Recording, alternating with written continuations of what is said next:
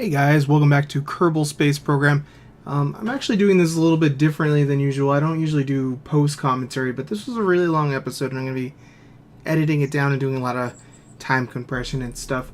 I installed the RemoteTech mod and I wanted to basically add a little bit more, I guess you could say, realism and challenge to things. I just like the idea of satellites actually having functions, so that's why I like the ISA map sat, and I like the kethane satellite and stuff. I just think it's kind of cool if they have purpose, and this is the coolest satellite purpose that I've seen yet. This mod comes with a bunch of different dishes and antennas and what have yous. It also comes with the ability to add modifications to all of your probe bodies so that they require radio contact from Kerbin. Kerbin Space Center acts as the primary antenna. I believe it has a range of like 5,000 kilometers or something like that, and it's line of sight communication only, which means that we need to have satellites orbiting the planet because, of course, a planet is spherical, and as soon as we go over the horizon, you won't have radio contact anymore. It only affects unmanned ships, so our launch vehicles here have a command crew on board so that they will be able to actually be operated regardless of whether there's a signal or not, because we don't have any relays up. We need to have that. Every single remote thing that you have has to have this dipole antenna on it. It's for shorter range communication. It's actually what allows relaying to happen. The dish is for longer range communication. Everything has its own specific range. I think it's like 250. What is it here? That one's 50 million meters, and I think the regular antennas are only like 5 million meters or something like that. So there's longer range ones too that get to interplanetary stuff, but we won't have to deal with that right away. But for now, let's go ahead and launch this satellite. I'm going to try to get these out into a evenly spaced geosynchronous orbit around Kerbin, which we'll go ahead and just skip through this launch here to warp forward. Basically, I'm going to be using MechJeb to do all these launches so they're exactly the same. I'm also going to be using some of the orbital information that MechJeb gives to try to do this without doing complicated math or anything like that. So we're going to use the latitude, or the longitude, I believe it is, readout, and try to burn in an equal fashion every time. So, for instance, we'll start at 0 degrees east or whatever, and then say, I think I was trying to do 5 satellites. I ended up having to change my plan. I think I started with 4.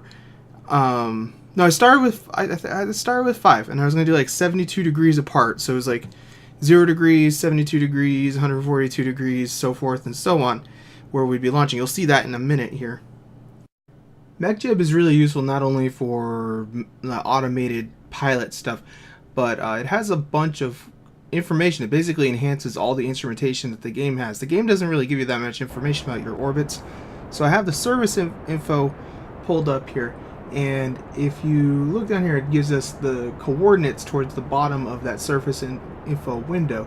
So we don't really care about our directions south and north for this. I'm paying attention to our east-west longitude here, and right now it's at like 31 degrees.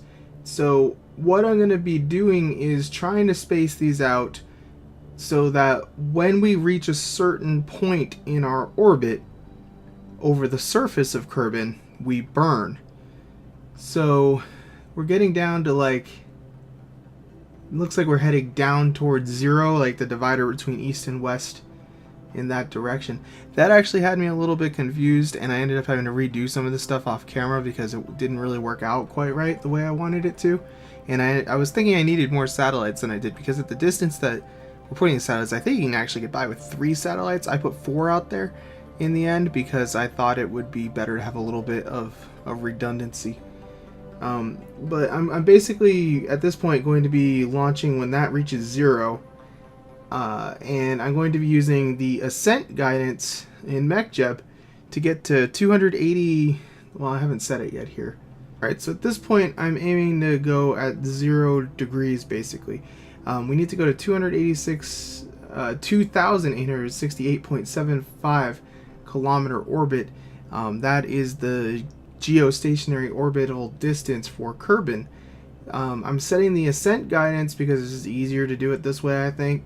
And when that hits 0, I'm going to hit engage. And I'm going to do this each and every time exactly the same way.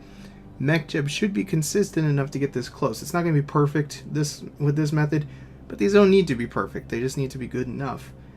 So we are closing in on our little launch here.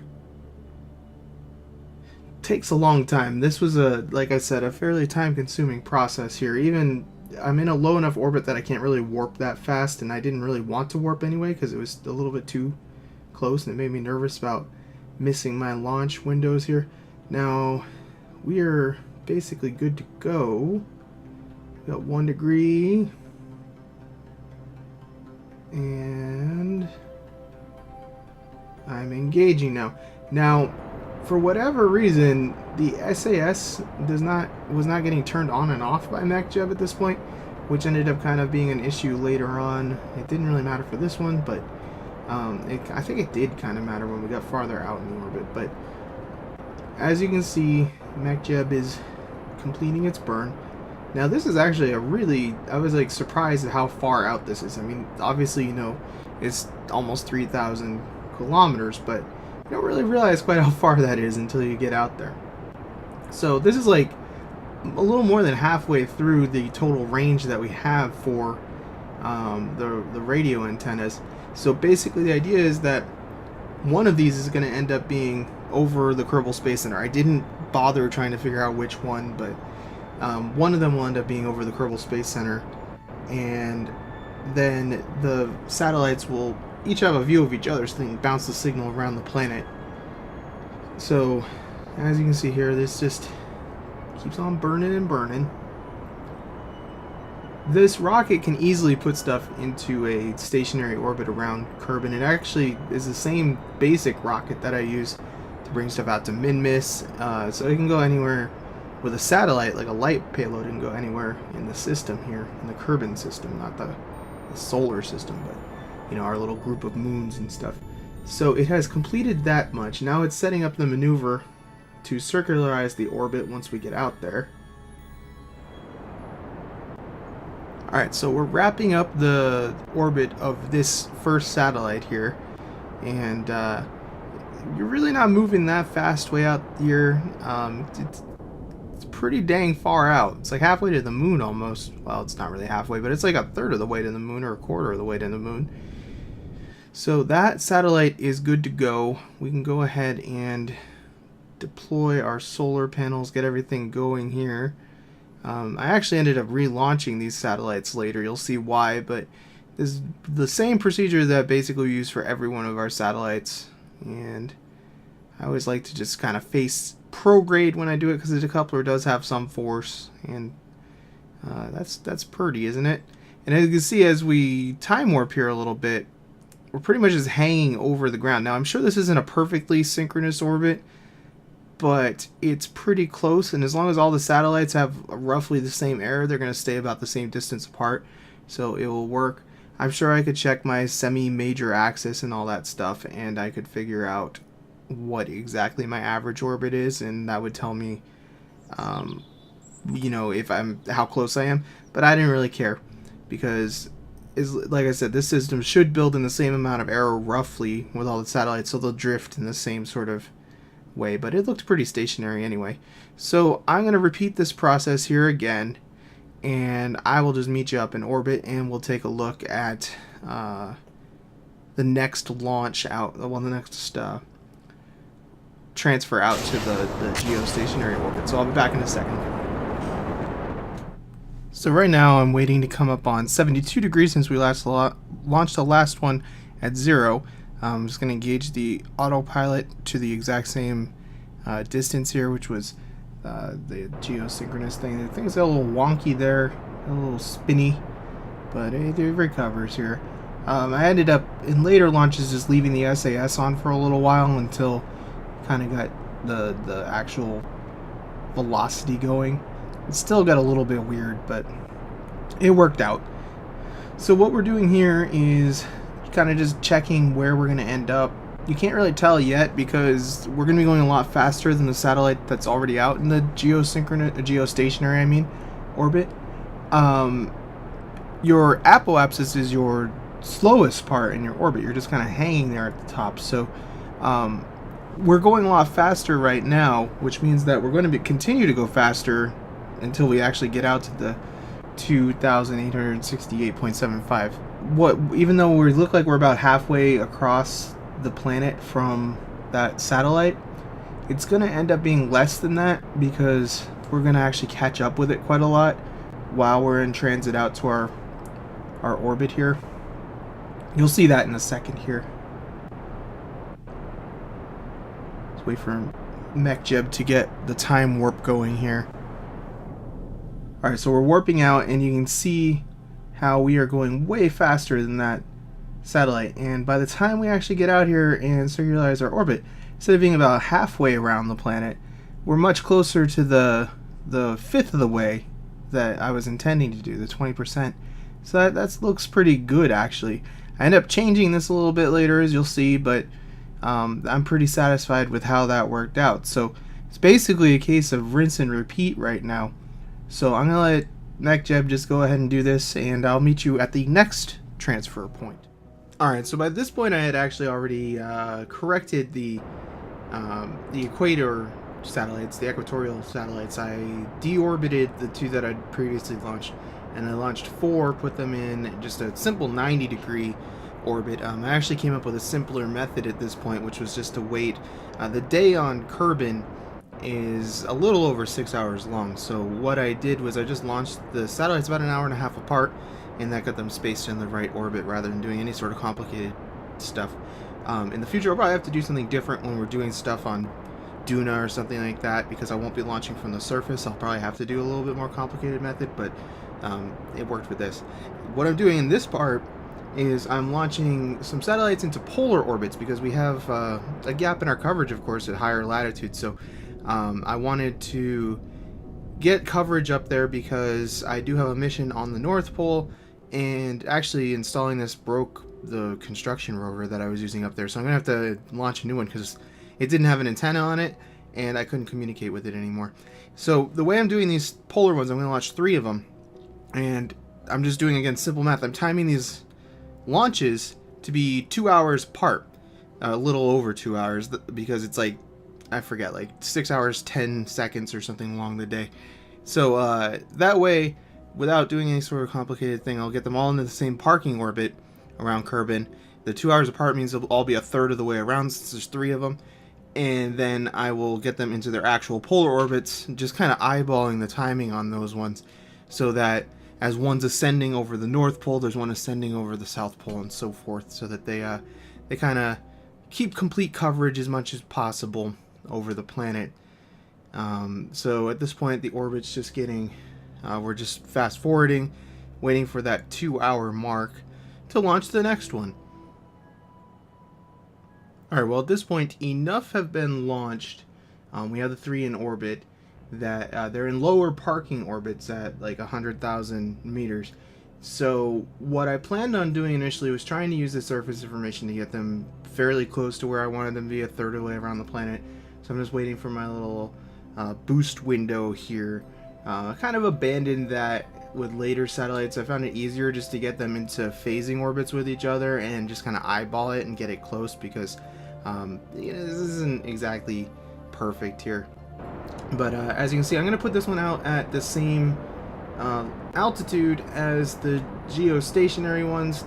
Not really, because, you know, obviously it can't be geostationary because it's over the poles. Polar orbits don't work that way. But just to give a little bit of consistency, I guess, and to keep the same kind of speeds going as the satellites out there.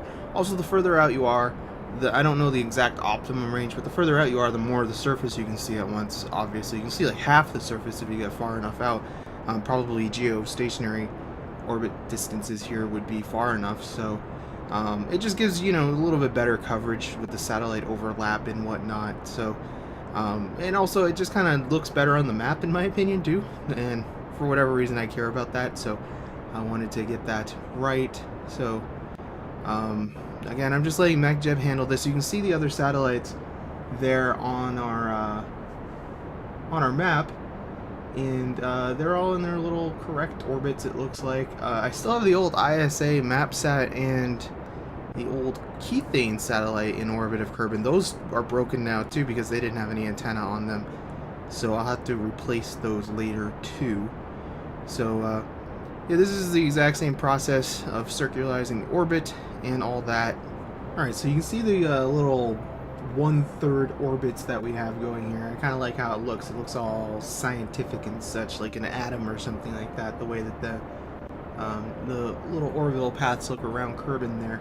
Unfortunately, as you can see, well, I don't know how well you can see, but my two satellites I've already launched are kind of close to each other, and this one's not going to be perfect either, so I'm going to have to launch them, take them into phasing orbits, like I said earlier, and just kind of eyeball it. I found that that's how I do all satellites now. It's a lot easier for me.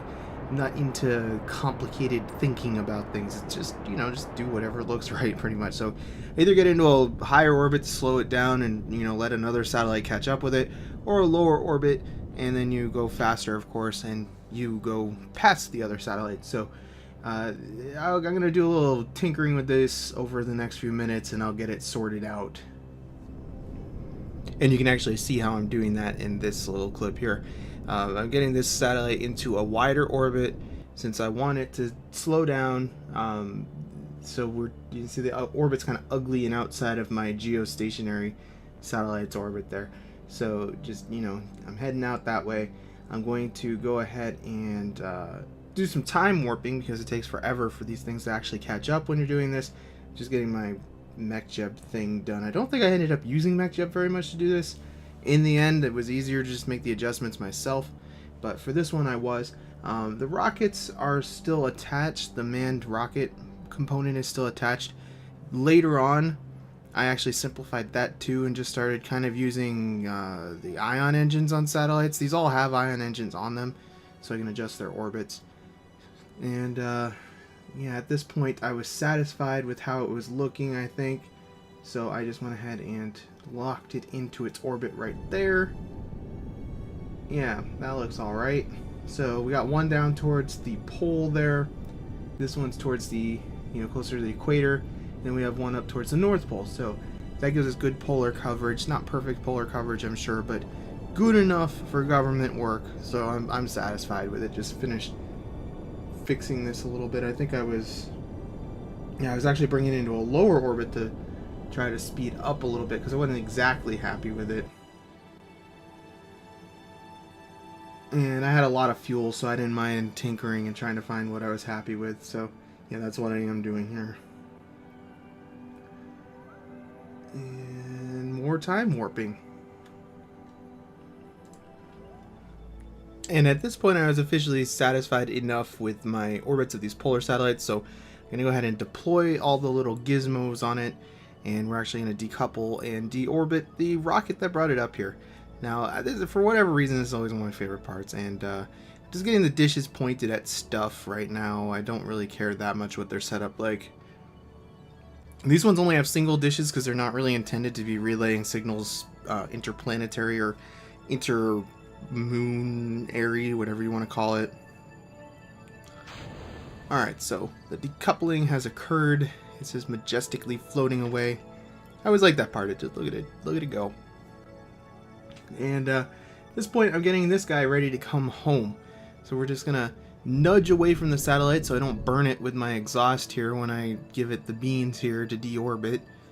And this thing takes a little bit to turn around. I don't have any RCS on it, so it's a matter of using that pod torque to flip around and get retro burn here going. Definitely does take a moment, but there we go. We're turned around, lock it off, and go.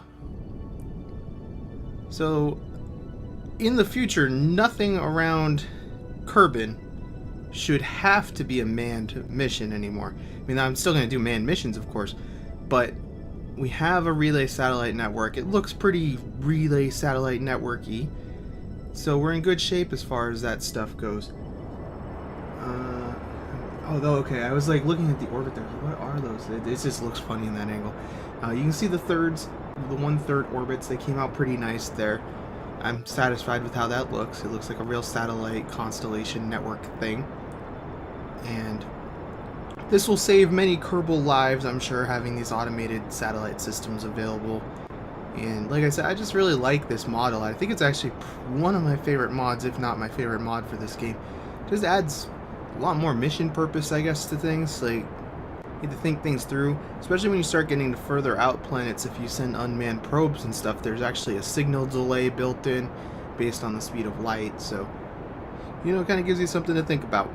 We're going to have to really be careful with our missions out to other planets because of this mod. And I think at this point, I'm just going to deorbit this thing, which I always like doing. We're just warping into the atmosphere here.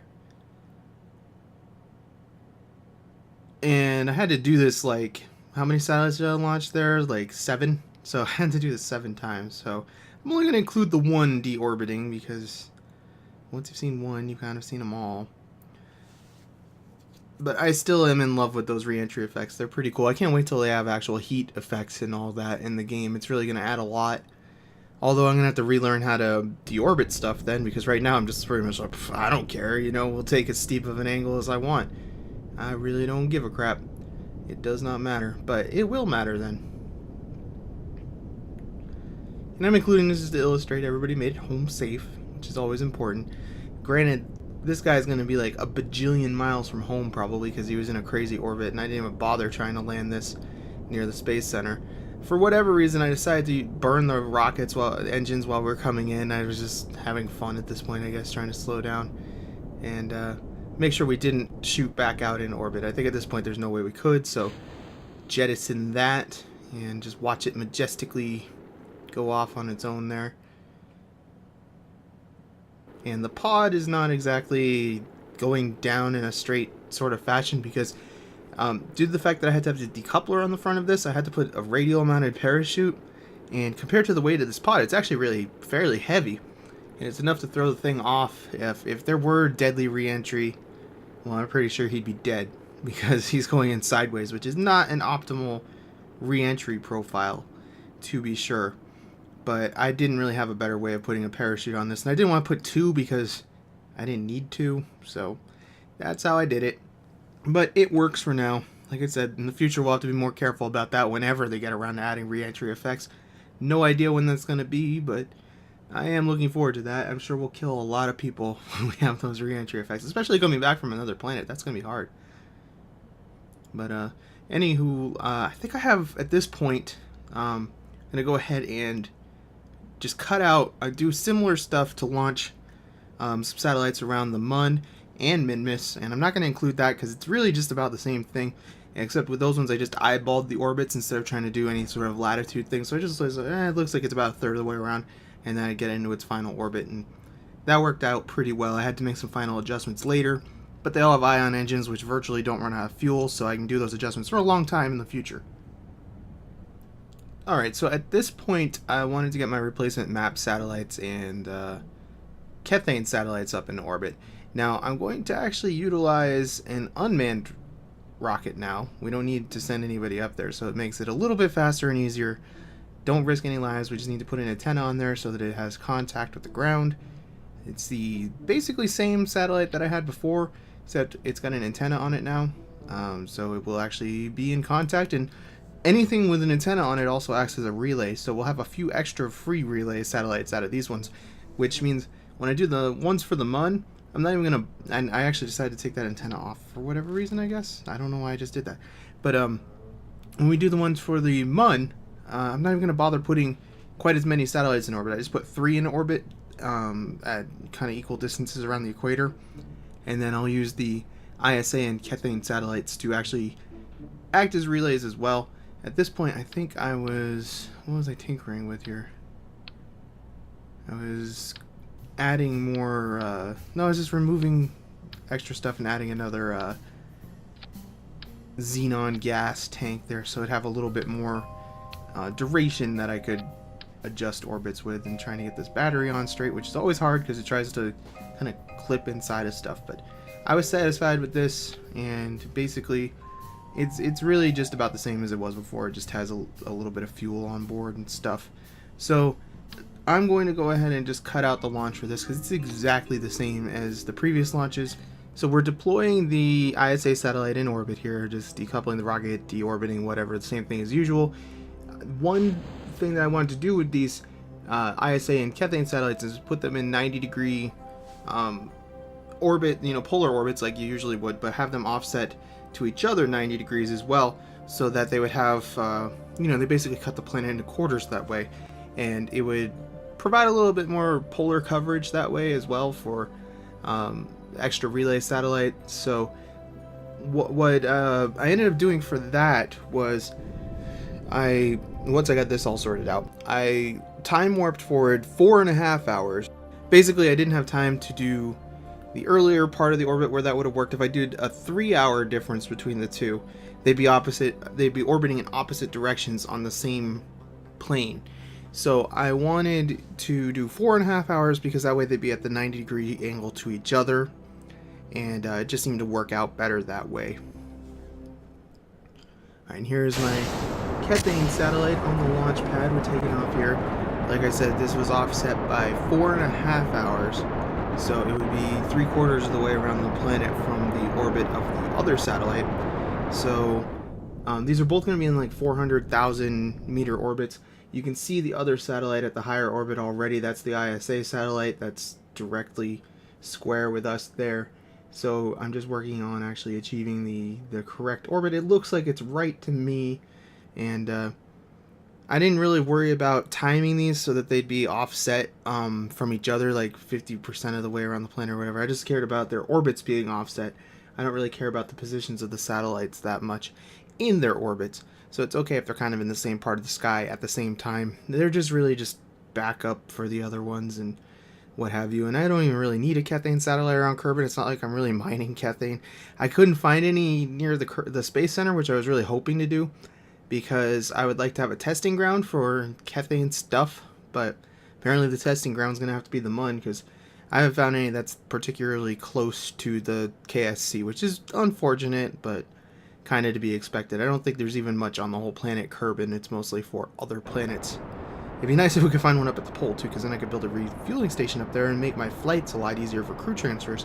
Jebediah is still up at that pole, and I'd like to bring him back at some point, because we're gonna need somebody to go to Duna after we get all this space station and infrastructure stuff done, and he seems like the man for the job. So as you can see here, just finalizing the orbit. It's looking nice and pretty. We got a nice little satellite system going now. I'm pretty excited by that, and by far, if you're doing something like this, my most recommended way is just divide the 6 hours up and time your launches accordingly. It's a lot easier than trying to deal with any sort of coordinates and stuff like that. So just deploying our satellites as usual. As you can see, this is pretty much the same as the other satellite, just has the different solar panels and that little scaffolding thing to make it look a little bit different, because I like my satellites so not all be identical. And yeah, she's good to go. So I think that's going to pretty much end things here for today. You get the idea. I'm going to repeat this process in a simpler form for the MUN and MinMiss. So next episode, you'll see that will probably be in place. And thanks guys for watching. If you haven't tried this mod, I definitely recommend it. They've updated it. I've recorded this in 19.4, but they've updated to 0.20 now. So if you want to add a little bit more functionality to things, it's a lot of fun. I highly recommend it. Like I said, it's personally my favorite mod that I've downloaded so far. It really changes the whole game more than anything. So thanks again guys. Catch you next time.